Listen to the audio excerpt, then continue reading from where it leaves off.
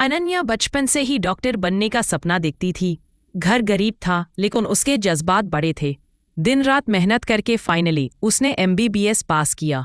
जब उसकी पहली जॉब लगी उस दिन उसके चेहरे पे खुशी थी, जो शायद दुनिया के लिए छोटी थी लेकिन उसके लिए सब कुछ। लेकिन उसी दिन रात को जब वो हॉस्पिटल जा रही, रास्ते में कुछ गुंडों ने उसका रास्ता रोका। अकेले अकेले कहाँ जा रही हो? हमें बताओ, हम जोड़ देते हैं तुम्हें। उसने बचने की कोशिश की लेकिन उन्होंने उसे मार दिया। उसकी कहानी वहीं पे खत्म नहीं हुई, उसकी रूह वापस आ गई।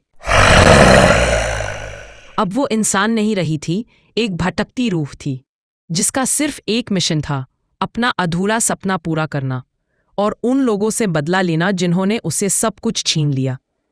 अगली रात अनन्या ने अपना रूप बदला। सिंपल सी लड़की के जैसी लग रही थी।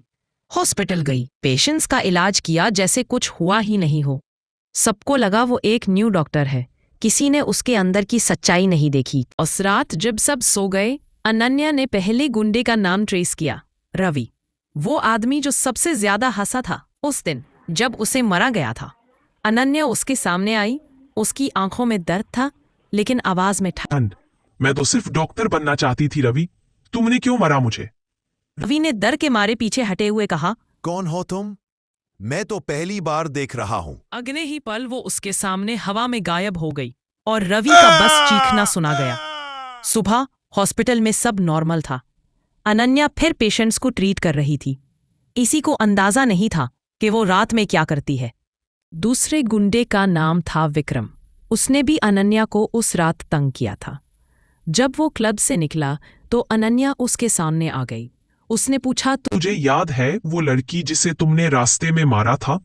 विक्रम हंसकर बोला, अरे पागल थी वो, अब तू क्यों याद दिला रही है? अनन्या ने सिर्फ इतना कहा, वो पागल अब सिर्फ तुझे याद दिलाने आई है।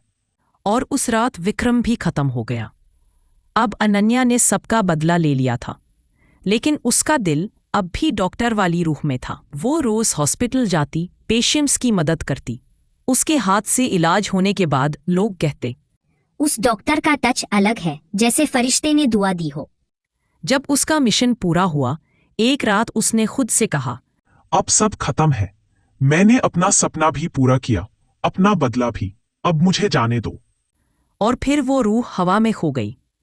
उसके बाद लोगों ने उस हॉस्पिटल में एक अजीब सी रोशनी महसूस करनी शुरू की।